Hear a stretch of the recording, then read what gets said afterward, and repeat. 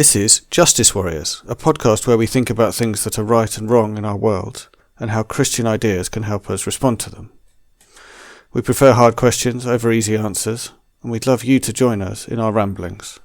Listen in and contact us using the links in the show notes.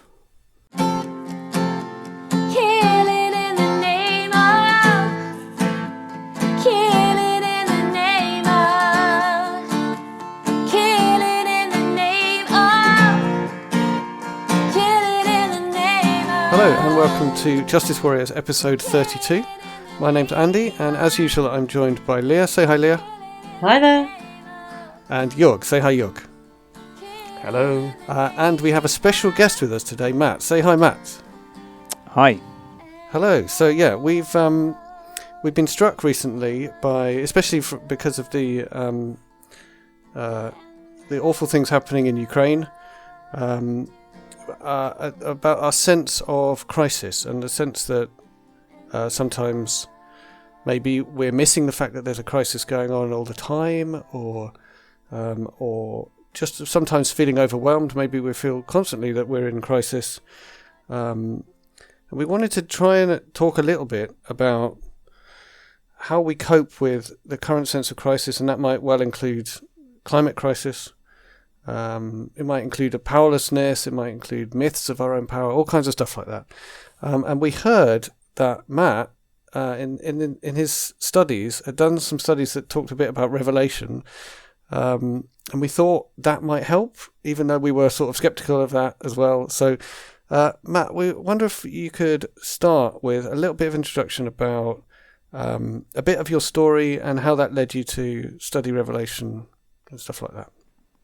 Sure. Thanks, first of all, for inviting me on. It's very good to be here. For those who don't know me, I'm married to the Vicar of St John's Church in Egham, if that's okay to get that in there. Does that mean we should take you more seriously or less seriously, Matt? Well, you do decide. I think basically, in terms of why I'm interested in the Book of Revelation and crisis from a Christian perspective, I have a Christian faith that came to faith in some ways in three stages. I'd like to say that someone from a Christian background had some kind of framework from that. Went to university, made a kind of more obvious commitment to follow Jesus, and that led me to a point where I wanted to see more of the world, but also to see what Christians were like in other parts of the world, what the church was doing in other parts of the world. And I went to I worked for a church, and then after university I went to West Africa for a year with the Church Mission Society, and I actually ended up in a country called Sierra Leone. This is in the late 90s, and I'd say that was almost my third conversion, if you like. I had an experience of the world which was beyond what I'd understood in the past. In brief, Sierra Leone, it's a very complex history, but at that point in its time, it was in a what seemed to be an emergence from a civil war, a rebel war, I should probably say, and I went there with an idea of being involved in the church's attempt to kind of rebuild itself after that time of crisis. Mm-hmm. What I was going to bring, I'm not quite sure. I think the idea was I would learn as much as I brought, ultimately, that things didn't work out that way. I was there for about 10 weeks, and the crisis re-erupted, and I had to leave. Some of the history of Sierra Leone, we won't go into great detail now, but it's very interesting and complex. It was created as in the Freetown colony, the city of Freetown, which is the capital city, was named in that way because it was the idea that it would be a place where slaves from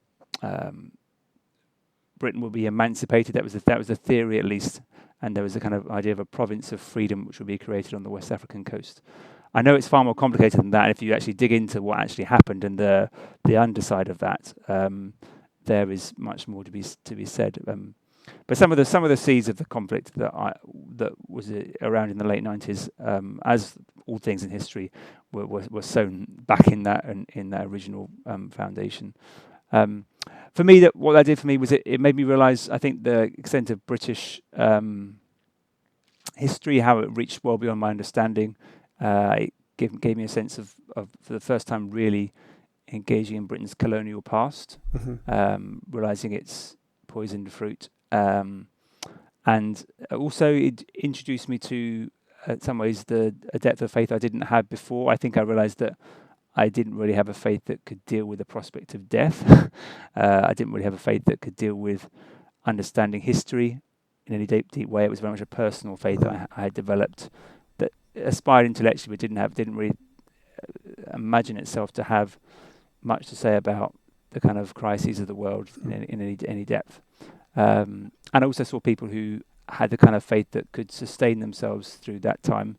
I don't want to romanticize that, but I definitely saw people whose lives, I saw some really remarkable evidence of character in people that I'd never really seen before, and that was quite affecting for me. Probably that's, as much as anything else, that's what brought me to a conviction that there was something in Christianity that I could kind of want to kind of have develop in me as well.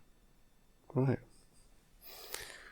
And then how did that lead you towards studying Revelation? Or did it? Revelation, well, it's a bit of a pathway, long pathway, but I then came back and my trajectory changed a bit. I wanted I'd been in Cambridge. I wanted to get as far away from Cambridge as I possibly could, and I went to work in kind of Bermondsey, Peckham area for about 3 years, in kind of local church initiatives, in effectively trying to get alongside people in those communities, to some cases help people find jobs, other cases just trying to work with refugee communities that were settled in those areas. So and that led me to think through how kind of present hope is linked to our future vision. So some of my studies, I trained for ordination. Some of my studies were motivated by the idea of, well, what is some of the language of hope is linked to the future vision of Christianity, of the Christian faith, which is the idea of a new creation, of Jesus' return, if you like, or the return or the appearance of King Jesus, the presence of God, and then this idea of a new heaven and a new earth, or a new creation. And those things which seem to be very far off, what do they do to help us now to motivate our present action? And what's the connection between that future vision? Is it just the kind of final event that kind of happens, or is there something that is connected to our present time and our activity now? Those are some of the questions that were going around in my mind, at least. And they funded even some of my PhD research, was always thinking about technology, not because I understand anything about technology really, but more as an idea, as a kind of as an ideal, as a vision, and in some ways a kind of eschatology we have ourselves, a vision of the future we have ourselves, that human beings are potentially shaping a new future through our technology, that as you might see in a kind of post-humanist imagination. Right. So that's partly where it didn't just lead into my original studies; it led me into my PhD as well. Anyway, it's probably enough for me. So it's really interesting that those very grounded experiences led you towards what I think I had been thinking of as very kind of abstract ideas of eschatology, or the end of the world, or the future. And Leah, when we were talking beforehand, you mentioned that in a way this seemed like kind of the opposite of what we'd been talking about when we talked about this stuff. Could you expand on that? Yeah, I think the three of us had talked about looking at Revelation as a podcast topic, almost because we were saying, what are the answers? Is there some hope and some answers to be found there? Because I think the overlapping and multiple crises that we suddenly seem to find ourselves in were making us think more, well, what does the church really have to say to this, and do we have any relevant answers? So almost like the opposite of what Matt was saying, that as he was actually faced in a situation of crisis, it drove him deeper into faith. It could also send you the other way, couldn't it, to say, well, what actually does the church have to say to this kind of situation? I think we mentioned quite how many people left the church in kind of around the times of the First and Second World Wars in this country, and how it had a big impact on church attendance and people's beliefs. Or look at the role of churches in the current conflict in Ukraine. Last weekend I sat together with a person from Ethiopia, and we had similar conversations about the difficult place the church is in the conflict in Ethiopia, where Protestants don't quite know how to deal with their own Protestant prime minister and the different issues that have arisen and the war that has arisen under his watch. So you kind of left with the question, what difference is Christianity even has made in the past, and what difference is it able to make? Yeah, but I think the topic of apocalypse is still nags me. I don't know. I mean, I don't want to get into our worries too early, but I think you can go straight into your worries. Like, can I go straight into my worries? We're entering the worries section now. Wearing the badge, they're the chosen ones. Those who died are justified for wearing the badge. They're the chosen ones. To justify those that died. They're the chosen ones. We're entering the worries section. Okay, so I mean, I really dislike the Book of Revelations. Like, it just seems so spacey. It's been used for all these interpretations.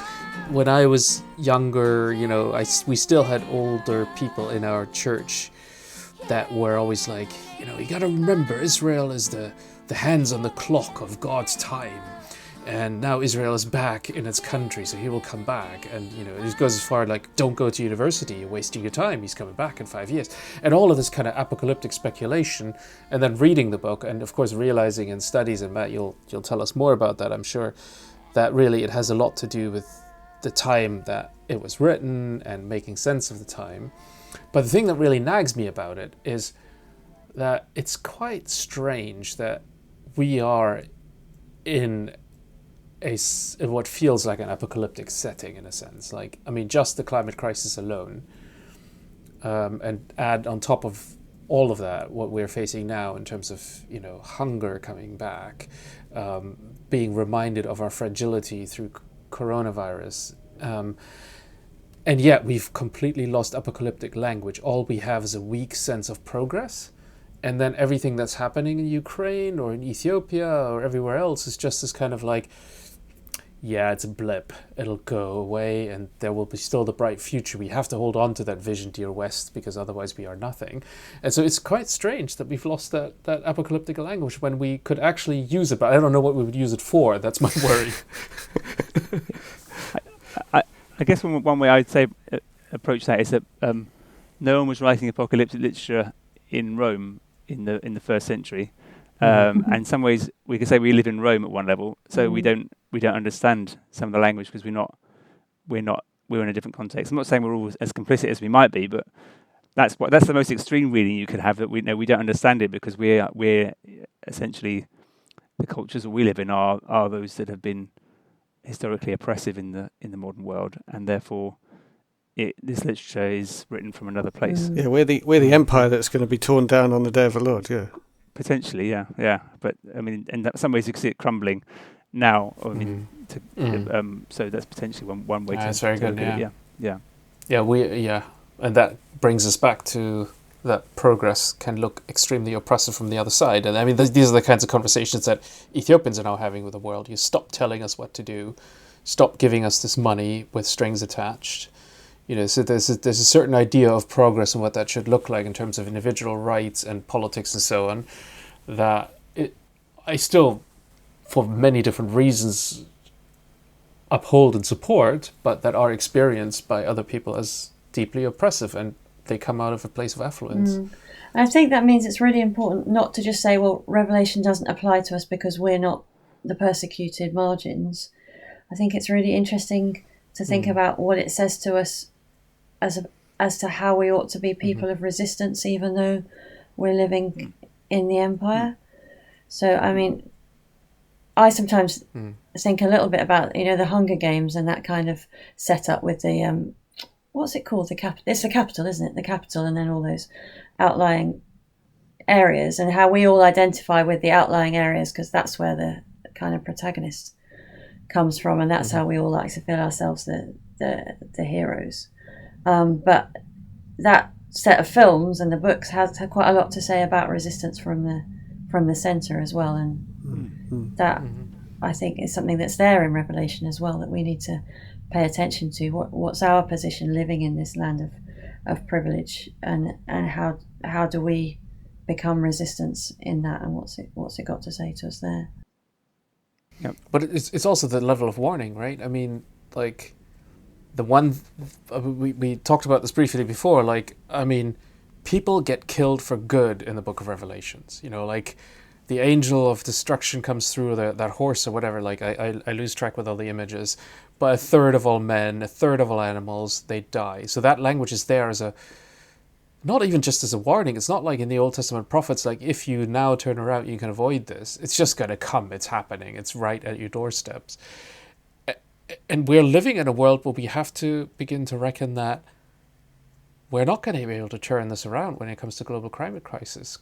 It's right at our doorsteps. War and isn't going to be something that happens far off in those places that we go to visit and find our spiritual renewal in. It's going to come home. And I mean, it's strange that we no longer have that even in our in our understanding of the world.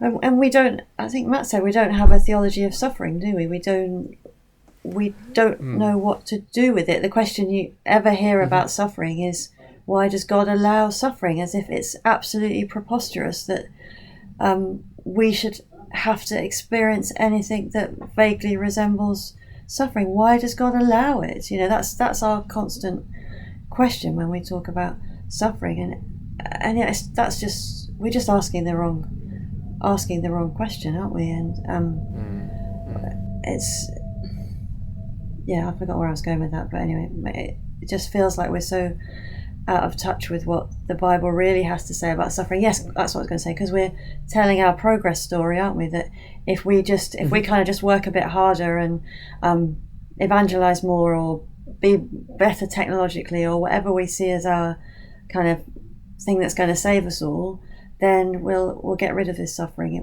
won't be an issue anymore. It's about eradication, not about learning to somehow live and grow and be transformed in it. I just want to pick up, I think Leah's really helpful point about living faithfully in the context of empire, if you like, or realizing that because at the same time as that, I mean, apocalyptic as a genre comes from the later part of the later part of the Old Testament, but in the intertestamental period, it really flourishes as a genre, particularly in suffering, in the beginning of a period of Israel's historic suffering, and under kind of different empires, and it has its roots in that way of understanding how to live in a world where you're overrun, and how to kind of maintain a language and a way of understanding your final vindication that's maybe slightly secret and can be kind of used in a coded way in the context of the threat from surveillance or whatever, threat in a different world, but the threat of being controlled by others. So I think I think the interesting thing about the first centuries, you begin to see a shift, obviously, in terms of the way that I mean, Paul writes his longest letter to the Roman church. So you've got a church that's receiving this long statement of what it means to follow Jesus at the heart of the empire, and you get text there like, it's Romans 12, but don't be overcome by evil, but overcome evil with good. The idea that there is at the heart of that world, you can actually live a different way. There's a lot in the Romans. I'm not going to unpack that now, but I think the idea that actually living a different way in the context of power, where the centres of power and oppression are located, is possible. You don't have to imagine yourself to be in another location than you actually are. And just to add to that, I think, Matt, you would agree that actually the apocalyptic literature also has that element to it. I mean, because the Book of Daniel, for example, is written in a context where there's a lot of complicity with Hellenism, and it worries other Jews. And then, if you think about sort of Daniel being faithful and standing up and, not giving in to the political pressure, into the cultural pressure, and then going through in the book of Daniel, like through all these different empires, making sense of it. It's just God at work. These are just his pawns. You need to hold on and stay strong to the Jewish faith. And the same thing in Revelations. There's these passages about, the beast does all these miracles and people fall for it. It has sheep horns. People don't quite see it. And again, that's a message to the church. Watch out. Those are the ones that are actually bringing death. You got to stay with the true message. So that's true. I mean, coming back to Leah's point, actually, this apocalyptic stuff is not just about destruction. It's about how to stay true in when you think you're doing the right thing, and you see destruction all around you and you feel quite comfortable, how to actually stay on the path that maybe even leads to your own destruction, that is the hard one, that leads to martyrdom and so on. And now you do what they tell you. And now you do what they told you. And now you do. So, Matt, maybe you could give us a brief summary of the specifics of what you studied about Revelation, because I think it's really, really relevant to the conversation we're having tonight. I absolutely, I'll try. I mean, I think, so I'm not a New Testament scholar in the sense of someone who's deeply, deeply going to write a commentary on Revelation, but I think it's a more interesting text than we often give it credit for. I mean, sure, I think it's we often misread it. It's been terribly misread over the years, that's why people don't touch it, as a kind of succession of historical catastrophes towards the end of the world. And really, it's a kind of a book that says the same thing over and over again. I think I'd say it's a series of apocalypse, and apocalypse means revelation or vision, really. So it's a kind of unveiling of what is hidden. Okay. And it's a series of those with different images and symbols that would have been more recognised to those who understood that literature. We can try and piece together what they were saying, but those symbols are slightly lost to us. I think there are, I guess, some key themes would be that there's a very strong sense of the eruption, if you like, of the entrance of God's presence in history in the person of Jesus Christ. A very strong sense of the incarnation being a radical challenge and a challenge to the way the world has been, and that if you look at the beginning of Revelation, it begins with it's a revelation of Jesus Christ. That's the whole point of it. That and you get pictures of the ideas of the encounters of the risen Jesus as kind of, that's the heart of it, and is represented as slaughtered in some of the visions. So there's a sense that, and I think we often like to think of the incarnation as being a lovely thing. In the book of Revelation, it's created a problem, but it's created a crisis, because it said that the way the world has been is going to end, and it's precipitated a crisis in the way the world has been. I think it's ultimately a hopeful book in that if you look at the end, what happens, you get a resolution of the crisis of history through a lot of bloodshed, through a lot of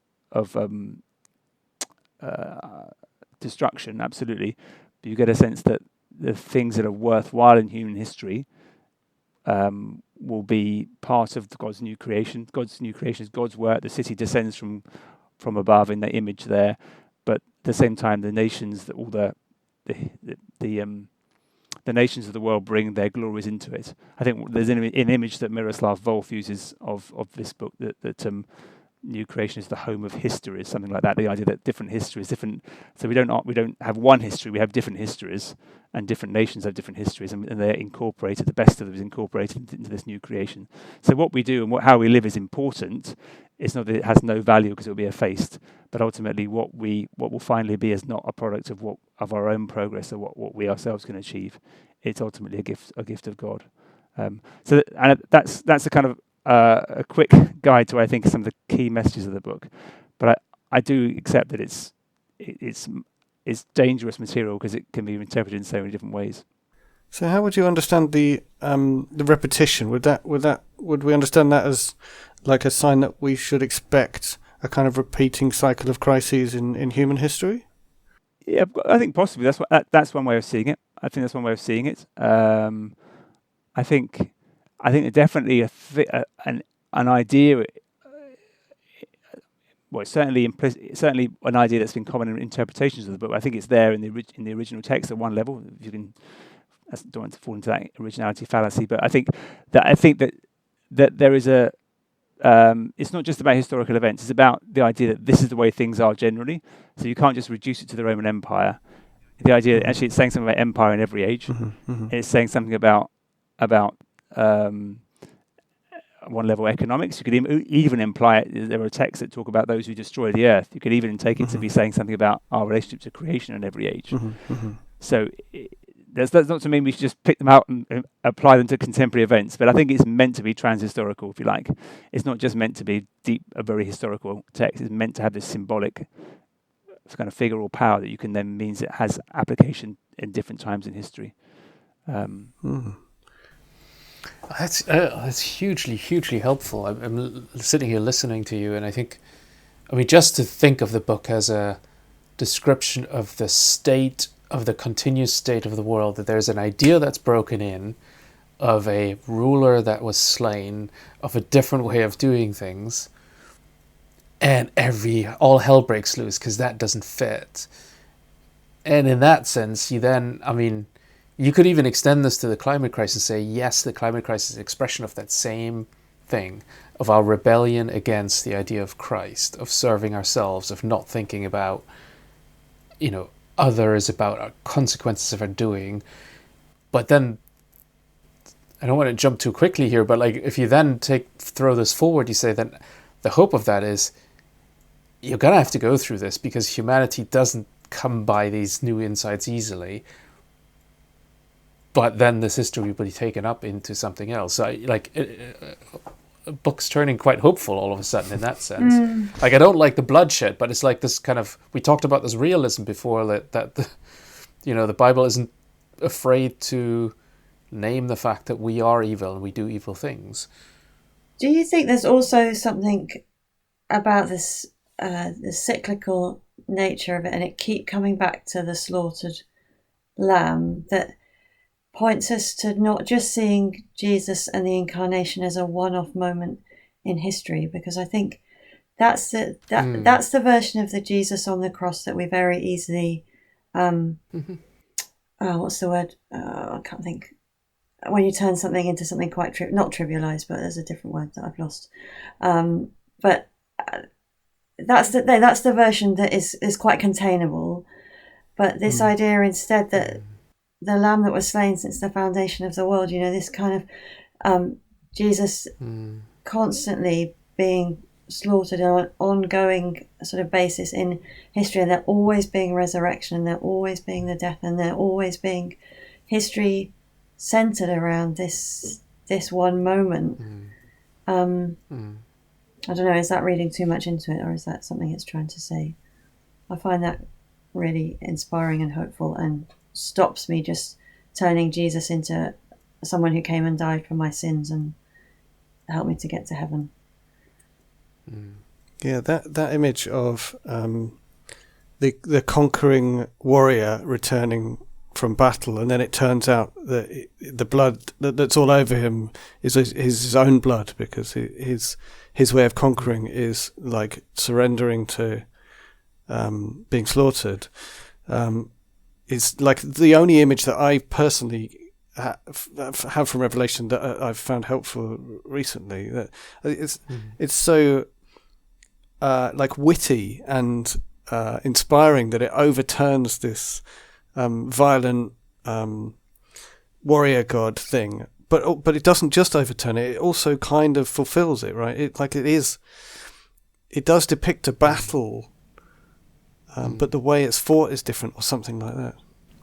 And it's a revelation, right? It's a vision, like you said. Like, it's something that isn't, it's a sort of continuous revealing that John is seeing, and he hears this voice in the beginning of the book, and he has to turn around, and then he sees Jesus, and he breaks into his reality. It's that idea, that realization that things work differently in God's world is breaking through. Sorry, I think Yeah, I go like. ahead. I think I like just to pick up a number of those things. I like Leah's idea. I think that of the sense that you mentioned the lamb slain before the foundation of the world. That image of this isn't just a one-off historical event that happened a long time ago and still has meaning for me now. This is the way that the world is meant to be at one level. At one level, it's a strange idea, isn't it? Because it implies that the world is meant to have suffering at one level encoded within it, to put it one way, and that God is a suffering God, and that's the way that the world is somehow. I mean, you can interpret that image in different ways, but I find that very, very interesting as a phrase: "the lamb slain or slaughtered before the foundation of the world."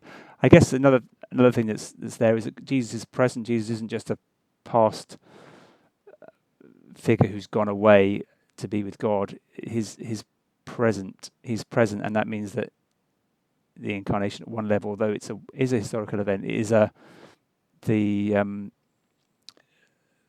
fact that Jesus is so visibly present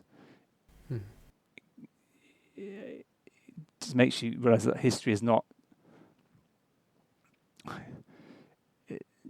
This is Jesus. Let's put it one way. This is Jesus' history. He came, and this is what he came to do, and he's still present in that history, however bad and difficult it is. There is no sense of kind of faith is not an escape from the history that we're living in, because Jesus is present within it. That's what one way of putting it. But I'm just over interpreting what I've heard from Leah. But I think I like the idea that it's not just a past eruption, if you like, into the world. And what you said was really a theme that I think we've come back to over and over again in podcast is this idea that I was going to write your words down, but I couldn't find a pen. That suffering is baked in. That we've tried, and sanitized was the word I was trying to find before. We've tried to tell us this sanitized version of Christianity, which is that if we just pray hard enough and go to church enough, and we just find our salvation, and I'm doing that in air quotes, we will get rid of this annoying suffering thing, because that's not how we're meant to be. And although Revelation does point forward to that amazing moment when He'll wipe every tear away from their eyes, that it's implicit that there's an awful lot that goes on before that, and I don't think we can just go, there shouldn't be suffering, why on earth should God allow it? It's part and parcel of the whole fabric of the way that nature works, that the way everything's wired up, really. So something that struck me, we talked a bit before we started recording, and also during, about progress and the idea that the kind of opposition between the idea that things are gradually getting better, which is like a Western religion, and maybe it being challenged by Revelation. And I wrote down as one of my worries that I didn't want that idea to be challenged because I'm a true believer.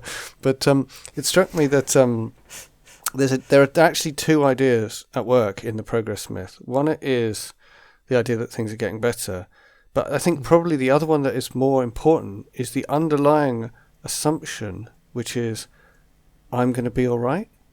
Like, so long as everything keeps getting better, probably the crisis won't hit me, because I've already graduated into the list of people who are all right, and so long as we keep growing that list all the time, the crisis is never going to happen to me. And what Jörg was saying about how the crisis is encroaching into that, into our safe lives. I mean, that whole language around, like, oh my gosh, war in Europe, right? Like that was the really odd bit, because that's not where it was supposed to happen. And then we recognized Ukrainians as our own, and all of a sudden we let everybody in, whereas Syrians are still, in the border between Belarus and Poland. So and the same with coronavirus. Suddenly our lives are all kind of fragile and easily disrupted, and the plans that we all thought we could make really concretely how outrageous we can't do that anymore. And I felt the same myself. And then that realization that, well, life is just like that for so many people, and we don't even recognize our privilege in that we came to expect it to be any different. Yeah. So, Sorry. no, go on, Matt. Now, progress is an interesting idea because I think at one level there is something that's intrinsically there's a very strong link between the Judeo-Christian heritage and the idea of progress, because there is, I think, the idea of history at one level, the idea of a history where there's a beginning, a middle, and an end, is definitely, I think, one of the inheritances we get from that heritage and from the biblical narrative. There's a sense of, and I think I am not a student of other cultures. I think people often talk in terms of because we take that for granted, that linear idea. We take it for granted because of that inheritance, but actually it's not common necessarily to all world cultures. So I think there's something there about the sense of being a linearity or a. But I think what we've done, to cut it very short, and love Jörg's comment on this, is we have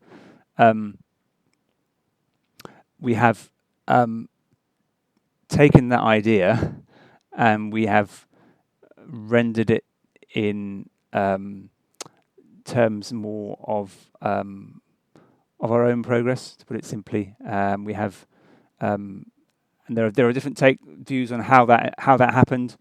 Whether that was, in fact, the church seamlessly kind of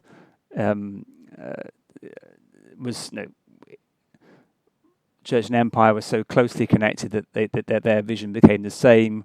Whether the church kind of withdrew and other more secular forces took over that idea, I don't know. There are different ideas of how that came to be, but I think there's a connection between the idea of eschatology, or the idea of an end, and the idea of progress. I wouldn't want to deny that, but I think to come in there, I mean, just to challenge that a bit, like you could also tell a different story, in that time, the beginning of time, is with the fall. I mean, yes, it's the creation. We have we have the 7 days and everything, but that's still very cyclical. Yes, there's no time that really passes, right? It was with the fall, then we have generations and so on. Yes, and in a sense, God then in the Old Testament idea, or the Jewish idea of history, breaks into time every now and again to help events along. Yes. But even that is not necessarily a history of salvation, but it's a cyclical fall and restoration kind of thing that happens. Sure. And then in the New Testament, there's just a new idea of that restoration happening that's supposed to lead us to the end of all time. Yeah. So in that sense, there is this notion of progress that we can read in here, and that sort of Israel is learning, and then we're supposed to be learning things about God, and there's of course a very problematic thing about supersessionism here, that then Christianity claims that we are now interpreting the Old Testament better, and so on, and lead it to the end of time. But supersessionism being the idea that Christianity has superseded Judaism. Exactly. Yeah. And we put ourselves in the place of, and with supersessionism comes the identification of the white race with Israel, with the promise, and so like this Christian supersessionism, then when it turns into this missionary expansion, turns into something else altogether. So it doesn't just have this anti-Semitic component to it, but also this idea of this identification of progress with the white race, so Anglo-Israelism and all of that. So it's a huge amount of stuff one could unpack here. But actually the notion of progress in the Bible is one of God bringing the world to a realization of his nature of salvation, and not a human-made or even human learned type of coming to heaven. Yes. Yeah, that's really interesting. I think some people, I in my own research, I looked into the idea of the fall, that whether the fall is a kind of fall into time, that time itself is a product of the fall, in that's the kind of some of the more interesting questions around how we understand history. But I think there's a real challenge to the idea that a linear history or of a progress ideal in Revelation, for example. I think there is, as I said before, the figure of the city coming from God is very direct. And the city that human beings have made, or denoted as Babylon, is just destroyed. The empire is made, if you like, and there's a very strong sense of destruction of the best achievements, and then the things that are worth what seem to be the best achievements, or at least the most powerful achievements, and then the things that are worth incorporating into that new vision are incorporated. So I think there's a massive critique of the idea that history is controlled by the powerful, and that's progress in the Book of Revelation. It's those who were beheaded because of their testimony for Jesus in Revelation 20 who then bring in the 1,000-year kingdom, who reign with Jesus. It's not the powerful church as those who suffered for their faith. I think there is a version of the progress thing that I would like to hold on to. And go for it. It's the mustard seed idea from Jesus's parable that, and I think we mentioned before about that Martin Luther King quote about the arc of history is long and it bends towards justice. I do think there is a work of the kingdom of God that's going on within humanity that is bringing about more of what God is like into the world.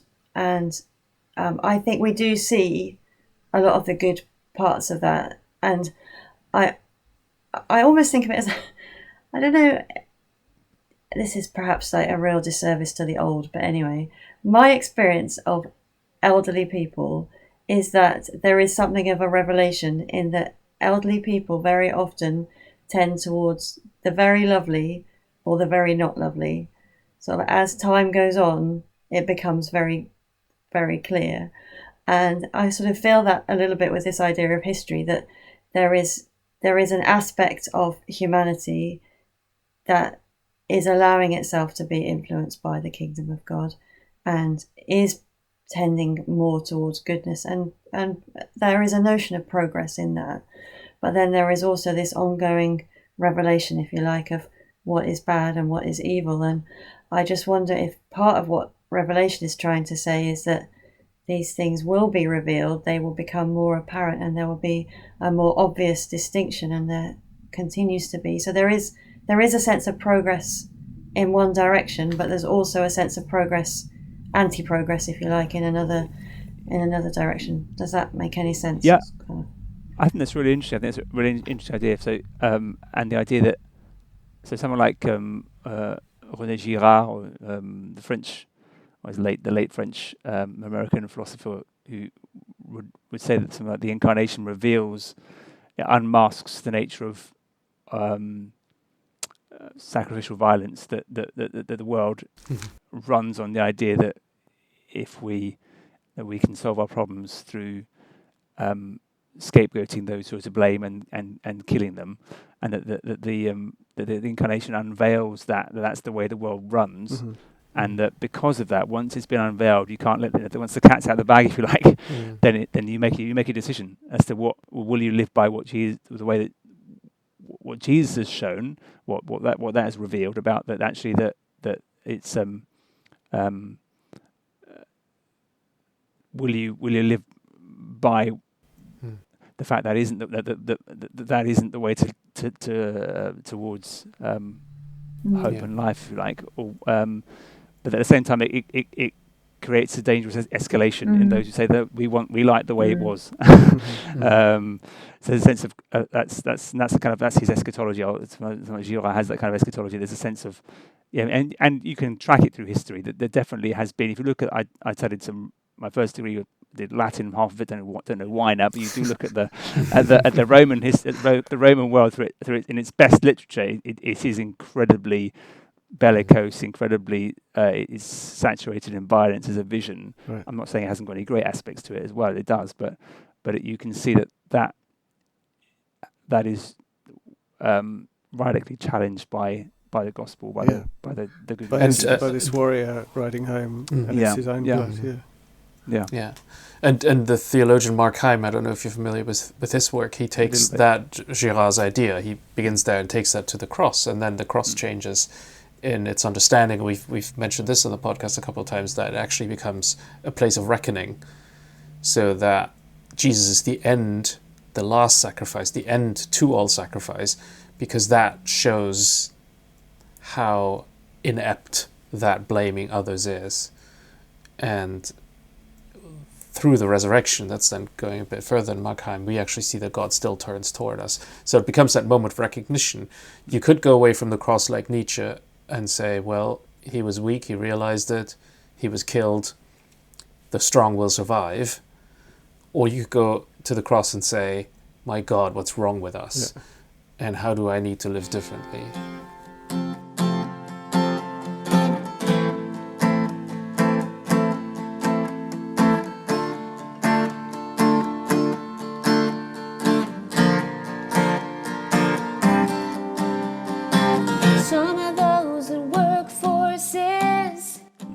So, Matt, if the crisis is on our doorstep and we're not protected from it by progress, be that the climate crisis or war in Europe or our own personal crises that we're often trying to pretend aren't there, how does Revelation have anything to say to us about how we respond if we kind of admit that the crisis could happen to us or is happening to us? And also, when we talked before about your studies, you mentioned that there was a link between, that was interpretation of Revelation as being political, and does that feed into your answer to that question? Maybe not. Yeah, I'll try the first bit, and you can probably in a second. But I think a refrain that comes up, I think, a number of times in the book of Revelation is this calls for patient endurance, or something along those lines. Right. And I think there's a sense of and life does call for patient endurance. I think there's a great wisdom in that, actually, and that faith does call for patient endurance, and that I think that, and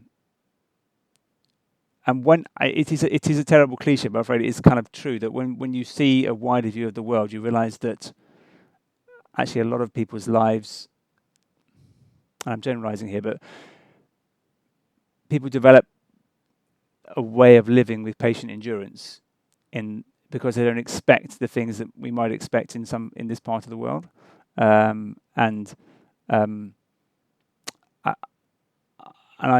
think that I expect less. I do expect more from our political leaders than lying and corruption, but I don't expect that much at one level. Or at least we expect opposition, right? That maybe it's not going to be straightforward. Absolutely, and I think so. My life is a form of protest. It's a attempt to unveil those areas of the world where I think, or of our lives, where we are living by the old logic. In myself, I realise I default to comfort. So I think I'm not saying I want to kind of wear a hair shirt, but I think to what degree am I actually, my expectations formed by what is normal, what is comfortable by my culture and heritage. Not that that's all bad, but to what degree is it actually formed by what I'm promised as a follower of Jesus? That could sound like I'm after, wishing to suffer, which I'm not. But I think it there's a sense of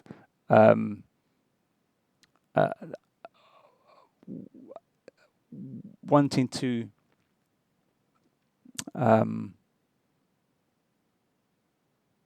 not to constantly critique my culture, but to be able to live lightly within it, right. and to realize where I am complicit and where do I need to stop being complicit, such as the way I live in terms of the climate, for example. I think that chimes a lot with. So I listened to the podcast by the Bible Project where they talked about the Day of the Lord, and I think it links in with this. They talked about the theme of the Day of the Lord through lots of different bits of the Bible, and I found it a real encouragement, even though it was kind of scary, because that seeing the world like that, like these crises happen over and over, is scary because that means we might face crisis. But it's also comforting because often the crises are something really bad being torn down, right?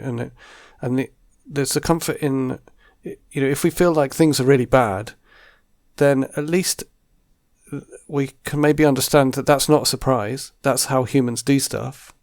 and also that the tearing down, although it's incredibly painful, can also be good because it's tearing down something bad. Yeah, I think another thing I'd say, I think really briefly, is that if we do hope that that we can establish better ways of living here, and I think part of the habit of living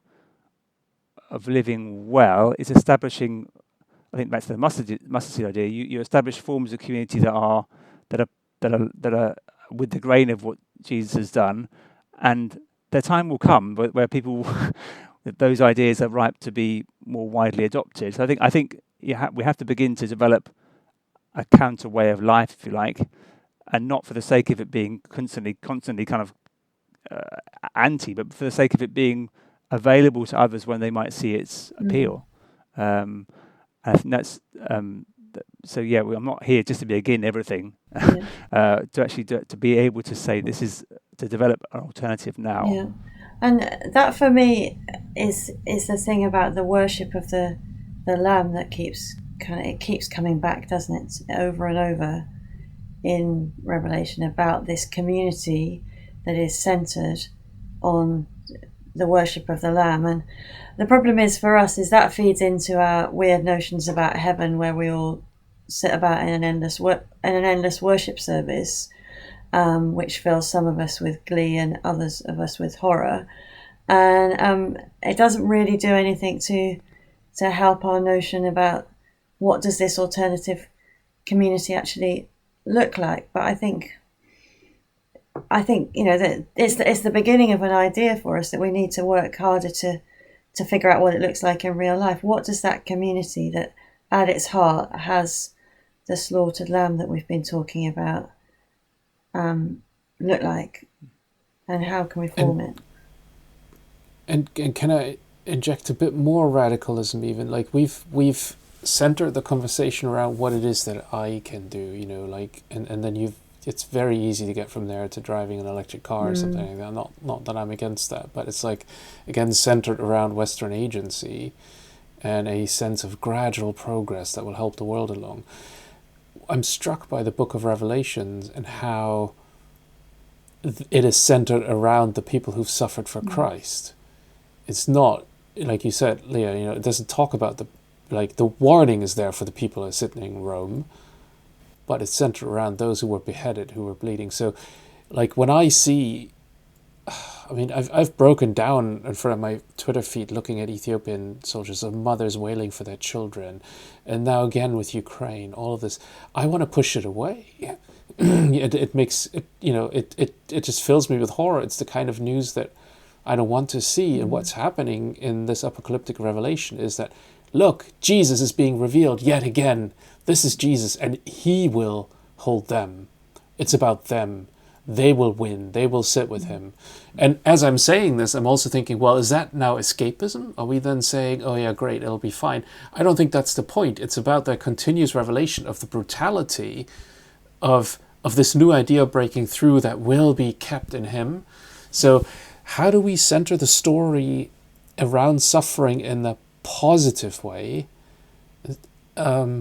when it's so hard for our wider culture, and perhaps myself included, to frame this in a sense of, they get to heaven and their bruised little bodies, and Jesus will pull it up, put it all together, and it will be a happy memory, and then they'll dance around, and play their harps. And that's not this kind of slightly, almost plain end to Job, and he gets everything back, somehow a vision of heaven, and it'll be fine. But no, actually, that their suffering matters to the revelation, to us becoming whole.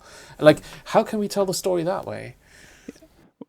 One interesting thought that comes to mind is that, and this is not the answer to your question directly, but the and it's obviously a gospel theme as well, that in Revelation, Jesus is the one who's pierced; he's still visibly slaughtered. It's not just beautiful little red marks on his hands. He's bleeding and pierced. And there's a sense that I think that's true if we reflect on our lives, even the most blissful moments are a mixture of the things that have gone right and the things that have gone wrong, and the what we've made of those things. And I think anything that kind of psychologically, we don't want a heaven where we, are permanently on some kind of high drug. We want a heaven where we can actually, our lives have been recapitulated, like been brought back together again, and the whole, and not just individual lives. I think And as if nothing before happened or mattered, it's just kind of patched up. Yeah. Yeah, I think it's important that we have a sense that, and I guess because our understanding of the whole is so limited now, when we be part of a whole, which is across history and across time and cultures, that there's a lot of learning to do. There isn't a lot of exciting and learning to do, but even of our own lives that we don't. There is a sense in which it sound so glib, but there is a maturing and a beauty in experiencing difficulty, even suffering, I think. And that sounds very glib, but I don't think I dare to say that unless I've kind of glimpsed it in myself in my own life and in other people as well. That is such an exciting idea of like somehow integrating the suffering or just the mess of my life into some future, not hiding it instead of just throwing it away. It just seemed I always felt that seemed wrong to me, that idea of it, because obviously there's the image of gold. What do you do to gold? Refine it. Refine it. You sort of burn away. Yeah. So I always had the sense from that image of like, get rid of all the bits of me that actually kind of make me, and then you're just left with the thing that's the generic thing that God made, kind of thing, which is so against my understanding of how God makes us, but it's still there behind some of my thinking, I think. That's interesting. Yeah, they're beheaded or reigning with Christ. Like what does the actual TV image of that look like? Are their heads back on? Are they holding them How do under we their know they're arms? beheaded? Do they have a red line across the neck still? Like, or are they reigning without their heads? Yeah. Okay, so I think that's really. I think we're somewhere near the end. I want to cover before we stop, and I think we have slightly covered it already, but if we really accept, for example, if we accepted that the climate crisis is going to kill us all, or perhaps we didn't, but anyway, if we were lacking in some hope, does Revelation bring us any hope, or is there anywhere in the Bible, is there any hope that we can apply without it being glib?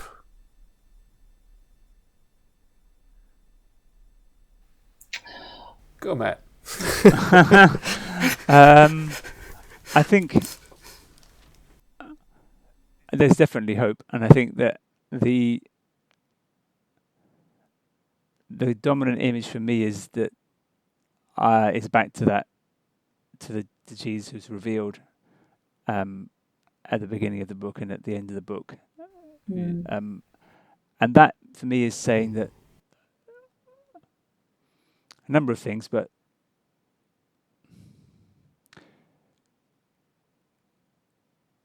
I with the climate crisis, I think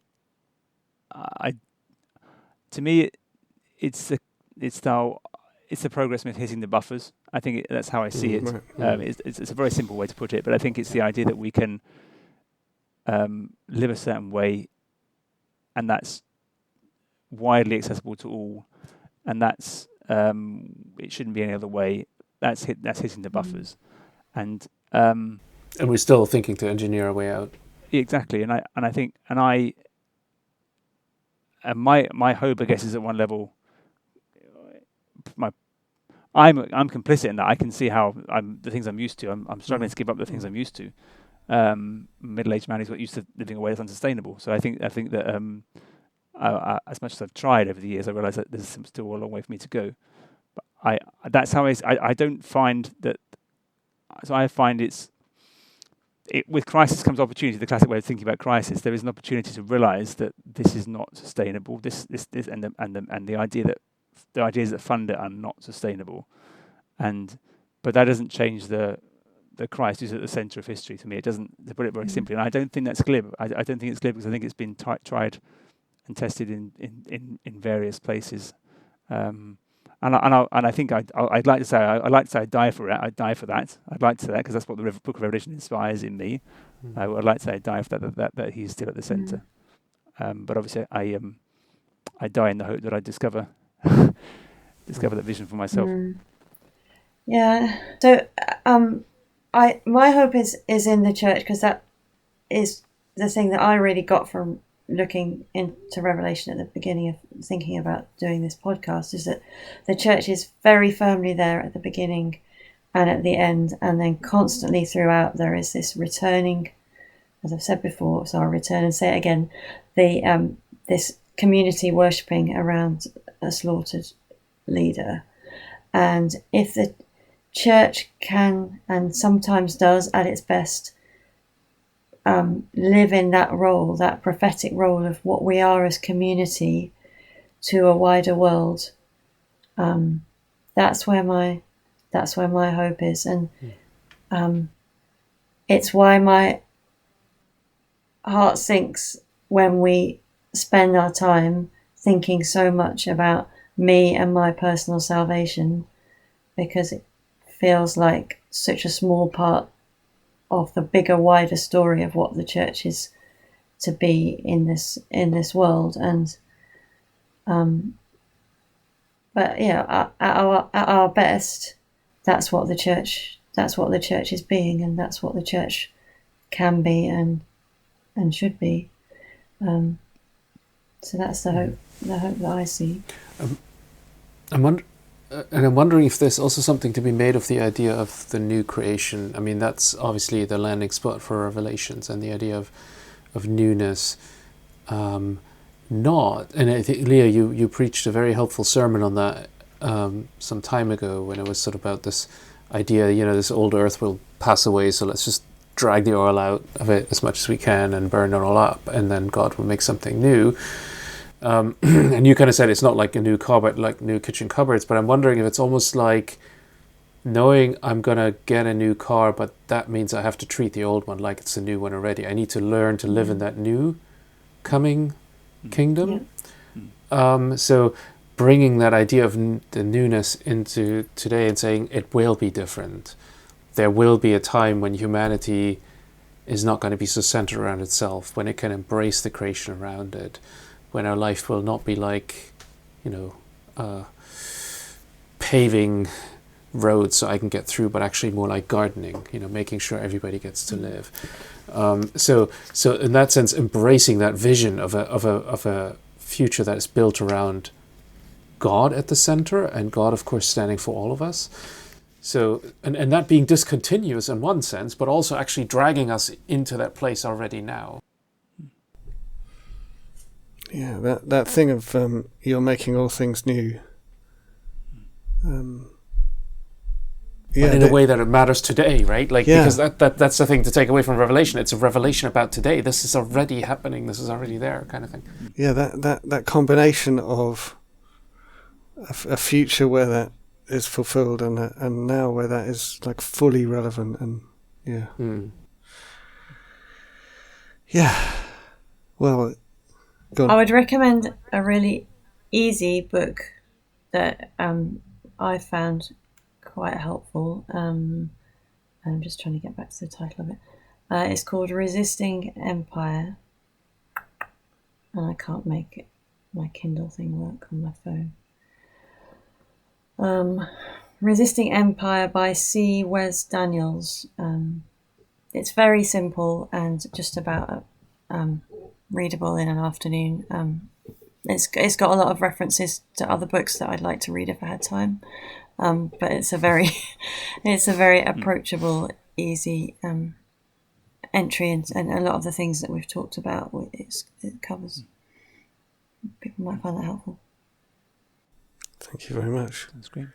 So, Matt, I'm going to give you a minute to think about it, because I didn't give you any warning. I've got a reading prepared.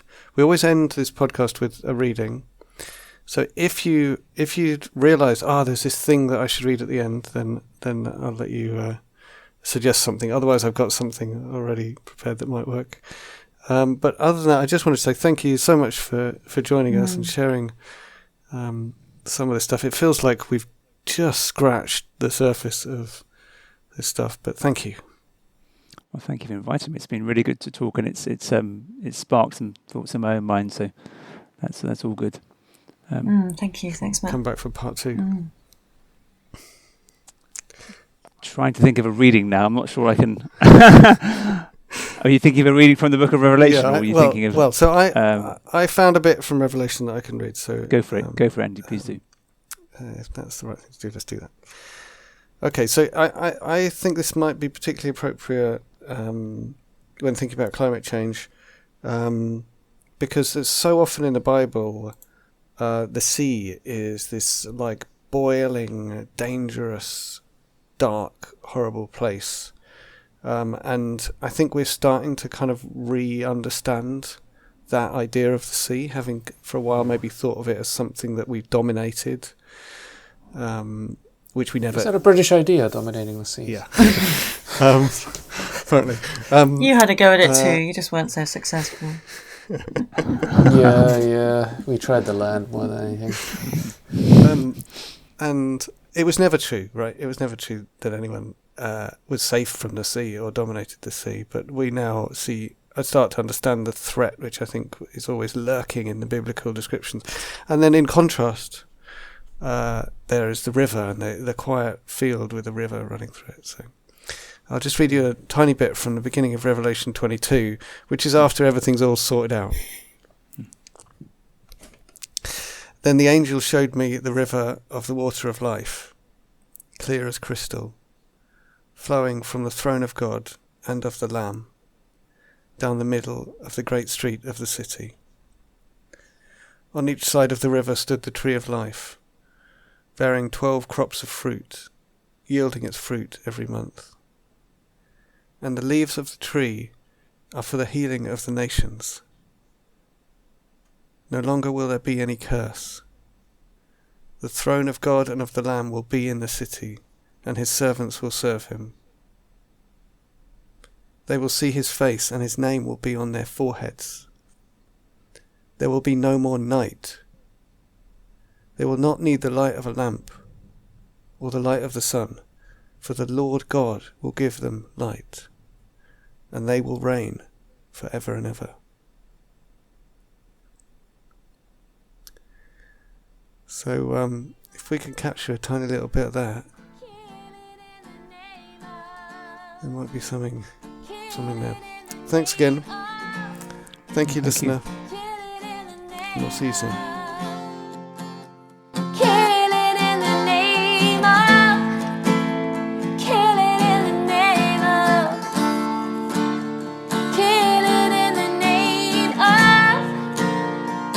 You've been listening to Justice Warriors. You can subscribe wherever you get your podcasts, and you can also follow us on social media by searching for Justice Warriors, where warrior is spelt like someone who worries about things.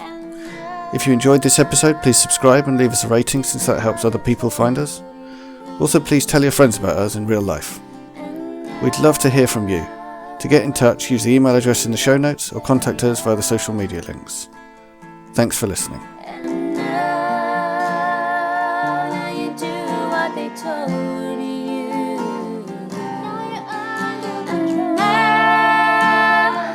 Now you do what they told you.